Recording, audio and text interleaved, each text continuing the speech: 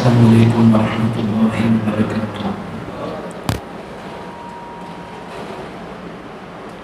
ان الحمد للہ نحمده ونستعینه ونستغفره ونؤمن به ونتوکل علیہ ونعوذ باللہ من شرور انفسنا ومن سیئات اعمالنا من يهده الله فلا مضل له ومن يضلل فلا هادي له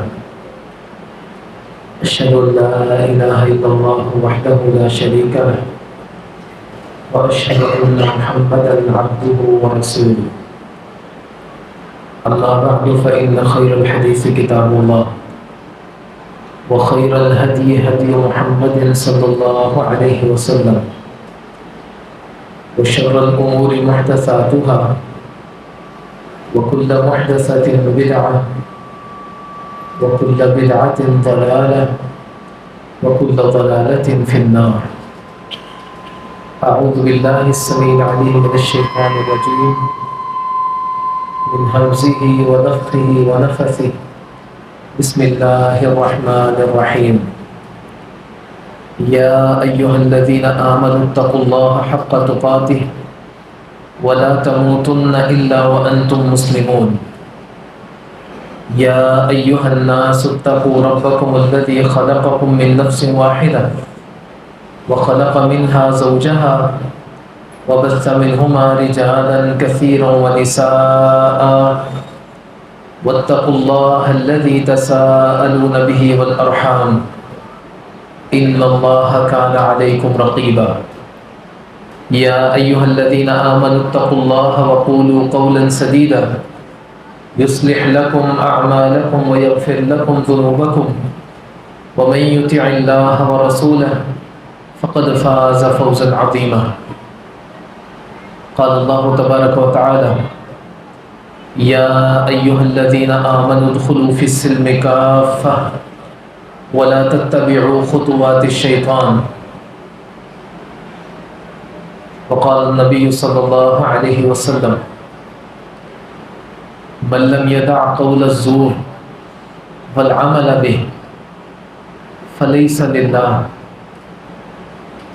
اللهم صل على محمد وعلى آل محمد كما صليت على إبراهيم وعلى آل إبراهيم إنك حميد مجيد.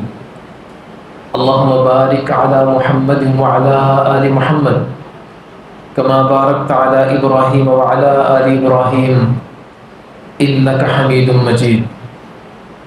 رب اشرح لي صدري ويسر لي أمري واحلل عقدة من لساني يفقهوا قولي.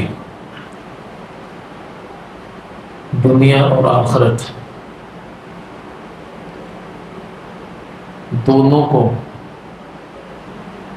بہترین بنانے کے لیے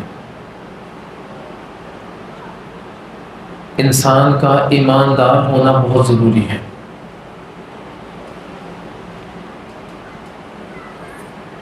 اور ایمان کی قبولیت کے لیے، ایمان کو کارآمد بنانے کے لیے، ایمان کے ذریعے فائدہ اٹھانے کے لیے انسان کے لیے روزانہ کی بنیاد پر اللہ کے احکامات، رسول اللہ صلی اللہ علیہ وسلم کی حقیقی پیروی اور عملی میدان میں پوری طرح سے حاضری وہ لازم اور ضروری ہے. ہم لوگ یہ جانتے ہیں کہ ایمان کسی ایک چیز کا نام نہیں ہے. ایمان 3 چیزوں کا نام ہے. اقرار باللسان، زبان کے ساتھ اقرار کرنا، وتصدیق بالقلب، دل سے اس کی تصدیق بھی کرنا، وعمل بالجوارح، اپنے اعضاء کے ذریعے سے عمل کر کے اس کی وضاحت بھی کرنا کہ یہ بندہ ایماندار ہے. اگر کوئی شخص دل سے تصدیق بھی کرے اور عمل بھی اہل ایمان والے کرے لیکن زبان سے کلمے کا اقرار نہ کرے تو اس کو کافر کہا کرتے ہیں۔ اگر کوئی شخص زبان سے اقرار کر لے،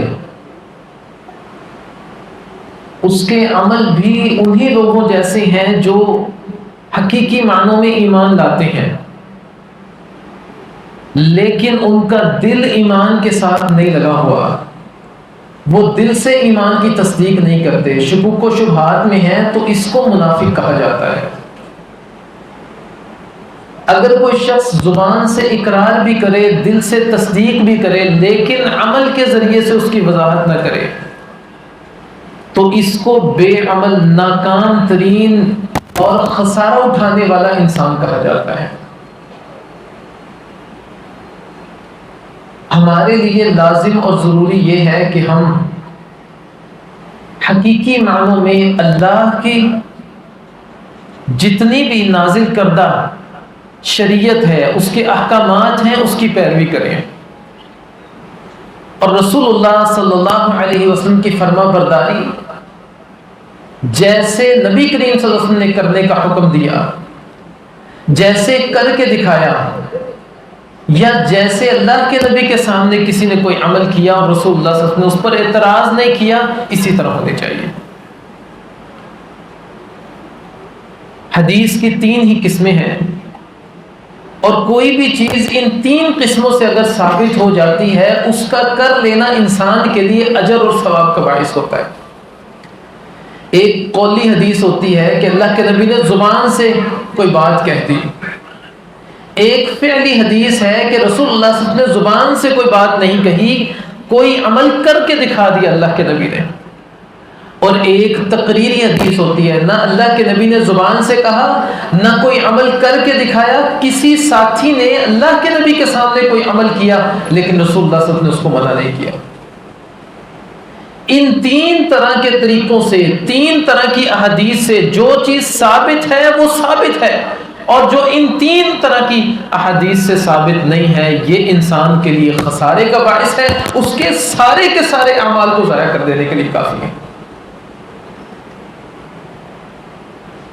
صرف ایمان لے آنا اور اس چیز پر مطمئن ہو جانا کہ میں تو کلمہ پڑھتا ہوں، میں تو دن میں 2 4 5 نمازیں بھی پڑھ لیا کرتا ہوں، بس فجر رہ جاتی ہے 4 تو پڑھتا ہوں، میں تو دکان پہ جا کر تلاوت لگا بھی دیتا ہوں یا سن بھی لیتا ہوں، میں تو فلاں کام بھی کرتا ہوں، میں تو فلاں کام بھی کرتا ہوں، صرف یہ سب کچھ کر لینا ایمان نہیں ہے، بلکہ یہ چیز ذہن نشین کر لیں کہ ایمان کبھی بھی صرف عبادات کا نام نہیں ہوا۔ جو ایمان آپ کو لا کر مسجد میں کھڑا کرتا ہے، وہ ایمان آپ کو آپ کے کاروبار پر اس چیز پر کھڑا کر دے کہ میں نے لینا ہے تو حلال کا لقمہ لینا ہے، حرام نہیں لینا، وہی ایمان آپ کی سیاست میں ہے، وہی ایمان آپ کی معاشرت میں ہے، وہی ایمان آپ کے کاروبار میں ہے، وہی ایمان آپ کے گھر میں ہے، وہی ایمان آپ کے راستوں میں ہے، ہر لمحے ہر انسان سے معاملات کرتے ہوئے وہی ایمان جو مسجد کی پہلی صف میں ہے، وہی ایمان اگر موجود ہے تب آپ ایماندار ہیں۔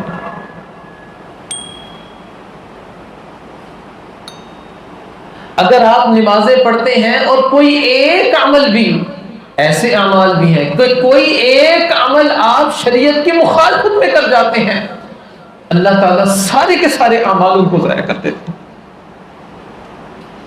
نبی مکرم صلی اللہ علیہ وسلم کے پیچھے نماز پڑھنے والا شخص، اللہ کے نبی کی اتباع اور پیروی کرنے والا شخص، رسول اللہ صلی اللہ علیہ وسلم کی زیارت کرنے والا، آپ کی مجلسوں کو اپنانے والا، نبی کریم صلی اللہ علیہ وسلم نے ایک دن دیکھا اس نے ہاتھ میں دھاگا باندھا ہوا ہے، فرمایا یہ کس چیز سے؟ کہا من الحمى، بخار کی وجہ سے، مجھے بخار ہوتا ہے، میں نے دھاگا باندھ لیا، اب ٹھیک ہو جائے گا۔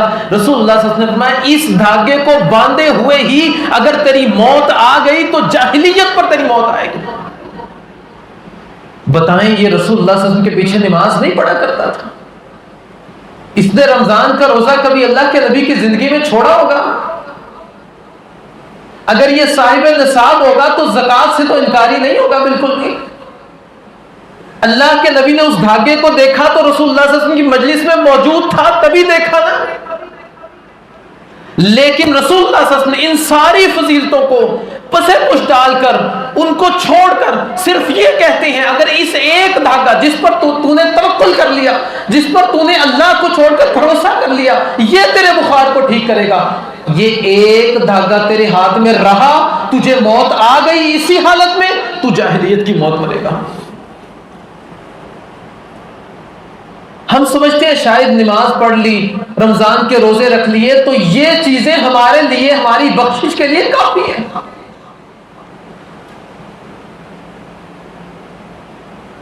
یہ بات یاد رکھیں، نبی مکرم صلی اللہ علیہ وسلم کے پیچھے پہلی صف کا نمازی عبداللہ بن ابی تھا، وہ جو رئیس المنافقین جس کو کہا جاتا ہے، وہ شخص کے جب فوت ہوا تو بیٹے نے کہا کہ اللہ کے نبی آپ میرے باپ کے لیے اپنا کپڑا دے دیں، میں اس کو پہنا دوں، شاید کو تخفیف ہو جائے۔ رسول اللہ صلی اللہ علیہ وسلم نے اپنی قمیض اتار کر دے دی، عبداللہ بن ابی کو پہنائی گئی، اسی قمیض میں دفنایا گیا۔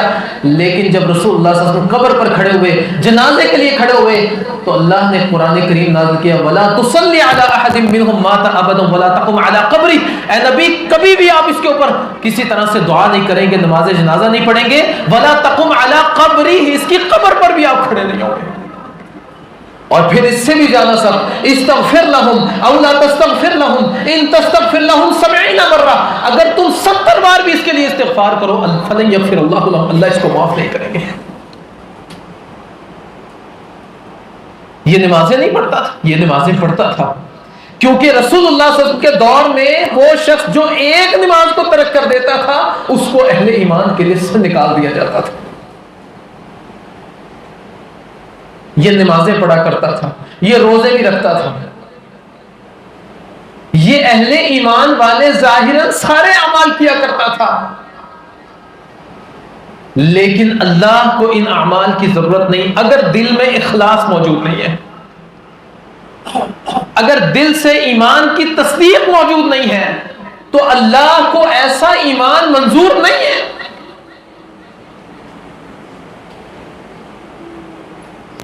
اس کی ایک چھوٹی سی مثال، ہم لوگ سنتے ہیں کہ اگر کپڑوں کے اوپر نجاست لگ جائے تو نماز ہو جاتی ہے؟ نہیں ہوتی نماز۔ اگر کوئی شخص اس کو پیشاب کے بعد قطرے آنے کی بیماری ہے تو وہ اکثر علماء کے نزدیک نظر آتا ہے جی اس کا حل کیا ہے۔ کسی شخص کے کپڑوں پر کچھ چھینٹے لگ جائیں تو وہ نماز سے پیچھے رہتا ہے، پہلے کپڑے تبدیل کر لو ہے، کیونکہ ہمارا فوکس صرف ظاہر پر ہے۔ وہ جو ہمارا باطن پلید ہو چکا، وہ جو امام مالک رحمہ اللہ کہتے ہیں جس نے حرام کا ایک لقمہ کھایا 40 دن اس کی نماز قبول نہیں ہوتی۔ وہ جو نبی کریم صلی اللہ علیہ وسلم فرماتے ہیں جو کاہن نجومی غیب کی خبریں بتلانے والے کے پاس جا کر بیٹھ گیا، کچھ پوچھا نہیں، 40 دن اس کی نماز قبول نہیں ہے۔ اگر اس سے کچھ پوچھ لیا، تصدیق کی یا نہیں کی، محمد رسول اللہ صلی اللہ علیہ وسلم پر نازل ہونے والی ساری شریعت کا انکار کر دیا۔ ان کاموں کے ذریعے سے جو پلید ہو جاتا ہے، ہمارا باطن خراب ہو جاتا ہے، اس کو پاک کس نے کرنا ہے؟ اس کو صاف کس نے کرنا ہے؟ ہمارے جسم پر نجاست لگ جائے، ہمارے کپڑے پلید ہوں تو ہماری نماز نہیں ہوتی، احرام کے اوپر نجاست لگ جائے تو حج اور عمرہ نہیں ہوتا۔ بتائیں اگر یہی پلیدگی یا اس سے بھی زیادہ بڑی پلیدگی ہمارے جسم کے اندر موجود ہوئی تو پھر ہم اگر اپنا کاروبار جھوٹی قسمیں اٹھا کر کر رہے ہوئے اور اس جھوٹی قسموں کی پلیدگی ہمارے اندر موجود ہوئی تو پھر اللہ کو تو ہماری عبادات کی ضرورت نہیں ہے۔ اور یہی چیز روزے کے حوالے سے سمجھا دی، من لم یدع قول الزور والعمل به، جس نے جھوٹی بات کہی اس کے مطابق پھر عمل بھی کر لیا، فلیس للہ حاجہ، اللہ کو کوئی ضرورت نہیں ان یدع طعامہ وشرابہ، کہ اس نے اپنا کھانا اور پینا چھوڑا ہے۔ یہاں پر باطن کی بات ہی نہیں کی گئی، زبان سے جھوٹی بات اگر کوئی کہہ دے اللہ کو اس کے روزے کی ضرورت نہیں ہے تو اللہ کے ہاں قابل قبول نہیں ہے۔ بندے نے ایک لمبی بھوک برداشت کی ہے، لیکن کہا کہ جھوٹی بات کہہ دی تو اللہ کو اس کے کھانے پینے کے چھوڑنے کی کوئی فکر نہیں کسی طرح سے۔ یہ بات اپنے ذہنوں میں بٹھا لیں، اپنے دل میں اس بات کو جگہ دے دیں کہ ایمان صرف عبادات کا نام نہیں ہے، وہ آپ کے معاملات کا نام بھی ہے۔ اگر آپ کے معاملات درست نہیں ہیں، کیا رسول اللہ صلی اللہ علیہ وسلم نے اس شخص کا جنازہ پڑھانے سے انکار نہیں کیا تھا جو مقروض تھا، قرض نہیں دیتا تھا لوگوں کے؟ آپ نے صحابہ سے کہا اس کا جنازہ پڑھ لو۔ کیا رسول اللہ صلی اللہ علیہ وسلم کی زندگی میں ایسے لوگ موجود نہیں تھے کہ جن کے ایک ایک عمل کی وجہ سے اللہ کے نبی نے ان کو بڑی بڑی وعید سنا دی تھی؟ بہت سارے ایسے لوگ موجود تھے، لیکن ہم پتہ نہیں کس بنیاد پر مطمئن ہو کر بیٹھے ہیں۔ 5 نمازیں ہیں، روزانہ کی بنیاد پر قرآن کی تھوڑی سی تلاوت ہے، اس کے بعد جو مرضی کرتے رہیں، ہمارے ایمان کو کوئی چیز نقصان نہیں دیتی۔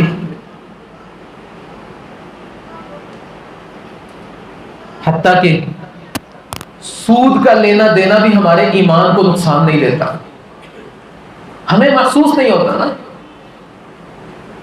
یہ دور تو وہ دور ہے کہ جس میں کوئی بھی شخص اس لعنت سے پاک نہیں ہے، کوئی ایک شخص بھی اس لعنت سے پاک نہیں ہے۔ رضامندی سے لیتا ہے تو ٹھیک ہے، نہیں رضامندی سے لیتا تو زبردستی دے دیا جائے گا، اس کو معلوم ہے یا نہیں معلوم ہے، اس کو شامل کر لیا جائے گا۔ اور یہ اتنی بڑی لعنت ہے، اتنی بڑی لعنت ہے۔ اللہ نے قرآن کریم میں بہت ساری حرام چیزوں کا تذکرہ کیا، لیکن جو وعید اور جو سزا اس جرم پر سنائی کسی اور پر نہیں سنائی۔ سورہ مائدہ میں اللہ تعالیٰ 10 سے زیادہ حرام چیزوں کا تذکرہ کرتے ہیں۔ حرمت علیکم المیتہ والدم ولحم الخنزیر وما اہل لغیر اللہ بہ والمنخنقۃ والموقوذۃ والمتردیۃ والنطیحۃ وما اکل السبع الا ما ذکیتم وما ذبح علی النصب وان تستقسموا بالازلام ذالکم فسق۔ یہ سارے کے سارے گناہ ہیں۔ یہ اللہ نے اس کے بعد 7ویں پارے میں بھی کہا انما الخمر والمیسر والانصاب والازلام رجس من عمل الشیطان، لیکن ان سب کا تذکرہ کر کے کہا فاجتنبوہ، ان سب سے بچ جاؤ تم۔ اور یہ بھی کہہ دیا فمن اضطر غیر باغ ولا عاد فلا اثم علیہ، اگر تم میں سے کوئی شخص مجبور ہو چکا ہے، اپنی زندگی کو بچانے کے لیے کچھ نہیں ملتا تو خنزیر کا گوشت کھا لے ضرورت کے مطابق، زندگی کو بچانے کے لیے۔ قرآن کہتا ہے فمن اضطر غیر باغ ولا عاد، اس حالت میں کہ وہ سرکشی کرنے والا نہ ہو، اپنی جان کو بچانے کے لیے، بس اس سے زیادہ نہیں، اللہ معاف کر دے۔ لیکن جہاں سود کی بات کی وہاں پر پھر مجبوری کی بات نہیں کی اللہ نے، کہا اتقو، ڈر جاؤ اس سے، اللہ کا ڈر تمہارے دل میں موجود ہونا چاہیے، سود جیسی لعنت سے بچ جاؤ۔ اور ایسا کیوں کرو؟ ایسا تمہیں کرنا پڑے گا، اللہ تعالیٰ کہتے ہیں ان کنتم مؤمنین، اگر تمہارے اندر ایمان ہے تو۔ اگر ایمان نہیں تو پھر جو مرضی کرو، لیکن اگر ایمان ہے تو پھر ایسا تمہیں کرنا پڑے گا، سود سے تمہیں بچنا پڑے گا۔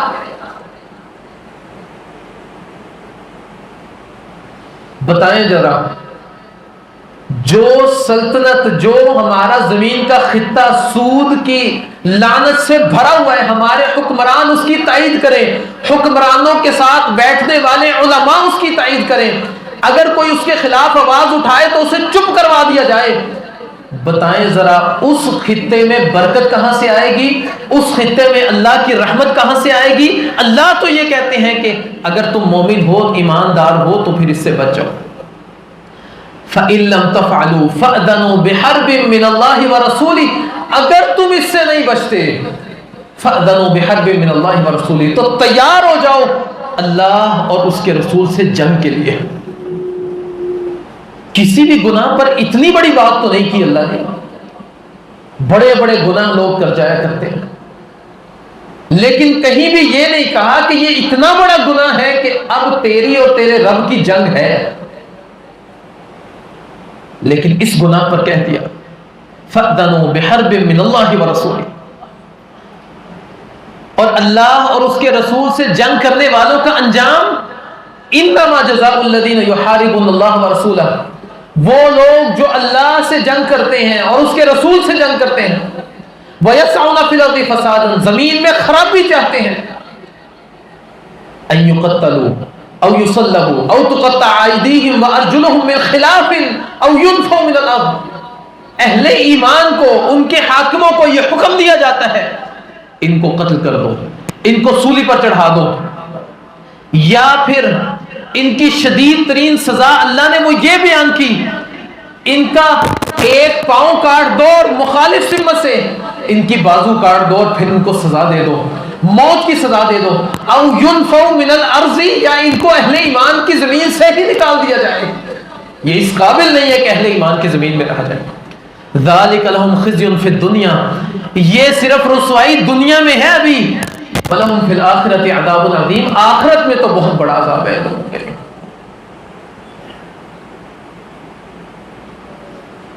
تو اگر کوئی شخص یہ سمجھتا ہے کہ وہ 5 وقت نماز پڑھ لے مسجد میں آ کر، وہ رمضان کے روزے رکھ لے، نصاب کو پہنچے تو زکوٰۃ دے دے، لیکن اس کی زبان جھوٹ، غیبت اور جھوٹی قسموں سے پاک نہ ہو، اس کی زبان برے القابات سے، گالی گلوچ سے پاک نہ ہو، اس کا دماغ برے خیالات سے پاک نہ ہو، اس کا دل برے جذبات سے پاک نہ ہو، اس کا پاؤں بری طرف قدم اٹھانے سے نہ رکے، اس کا ہاتھ برے اقدام کے لیے نہ رکے. اگر کوئی شخص ان ساری کی ساری چیزوں کا ارتکاب کرتا ہے، جائے پھر وہ دیکھے کہ اس کی نمازیں اس کو کیا فائدہ دیتی ہیں. قرآن کہتا ہے ان الصلاۃ تنہی عن الفحشاء والمنکر، تیری نمازیں تجھے روکتی ہیں برائی سے اور نافرمانی سے، اللہ کی معصیت سے، بے حیائی سے، فحاشی سے. اگر تو ان سارے کاموں سے نہیں رکتا، نمازیں پڑھنے کے باوجود تو بری تصاویر دیکھتا ہے، نمازیں پڑھنے کے باوجود تو بری ویڈیو دیکھتا ہے، نمازیں پڑھنے کے باوجود راستوں میں تیری نظر تیرے قابو میں نہیں ہے، نمازیں پڑھنے کے باوجود تیرے خیالات خراب ہیں، تیرے دل کے جذبات خراب ہیں، تیرا قدم برائی کی طرف اٹھتا ہے، تیرے ہاتھ برائی کی طرف اقدام کرتے ہیں، جاؤ پھر اپنی نمازوں کی فکر کرو. رب کا قرآن جھوٹ نہیں بول سکتا، کبھی جھوٹ نہیں بول سکتا رب کا قرآن. تمہارے اعمال جھوٹے ہو سکتے ہیں، تمہارے افکار جھوٹے ہو سکتے ہیں، تمہاری سوچ جھوٹی ہو سکتی ہے، تمہاری زندگی کا ایک ایک لمحہ جھوٹا ہو سکتا ہے، رب کا قرآن جھوٹا نہیں ہو سکتا. صرف ایمان لے آنا، مساجد میں نمازیں پڑھ لینا، گھروں کے اندر شیاطین کے بسیرے اور وڈیرے وہ موجود ہوں، پھر کسی بھی طرح سے خیر نہیں آتی.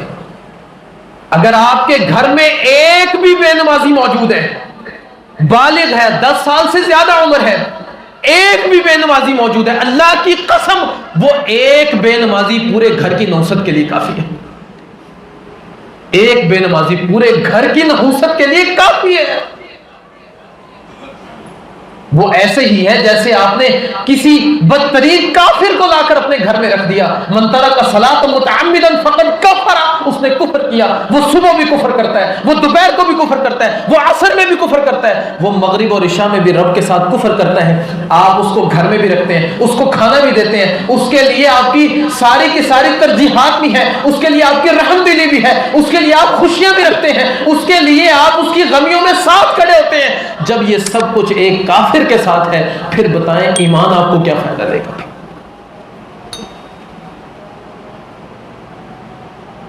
ایک ایک عمل ایمان لانے کے بعد ایک ایک عمل وہ لازم اور ضروری ہے. ان الذين آمنوا وعملوا الصالحات اولئک هم خیر البریہ، وہ لوگ جو ایمان لاتے ہیں اور نیک عمل بھی کرتے ہیں، یہ حقیقت میں مخلوقات میں سب سے بہترین لوگ ہیں. صرف ایمان لانا کافی نہیں، صرف عمل کرنا بھی کافی نہیں. ایمان اور عمل دونوں لازم و ملزوم ہیں، اور عمل صرف عبادات میں نہیں، عمل معاملات میں بھی ضرورت ہے. ہر لمحے، ہر قدم پر رسول اللہ صلی اللہ علیہ وسلم کی اتباع اور پیروی لازم اور ضروری ہے. اپنی عبادات کو رسول اللہ صلی اللہ علیہ وسلم کے تابع کریں، اللہ کے نبی کے احکامات کے مطابق کریں، اور اس کے ساتھ ساتھ اپنے معاملات کو بھی، اپنے گھروں کے معاملات کو، اپنے کاروبار کے معاملات کو، اپنے لین دین کے معاملات کو، اپنے جسم کے سارے معاملات کو رسول اللہ صلی اللہ علیہ وسلم کے تابع فرمان کریں. یہی آپ کے لیے کامیابی کی علامت اور دلیل ہے. اللہ تعالی ہم سب کو دین اسلام پر عمل کرنا، اس پر استقامت کرنے کی توفیق عطا فرمائے. اقول قولی ھذا واستغفر اللہ لی ولکم.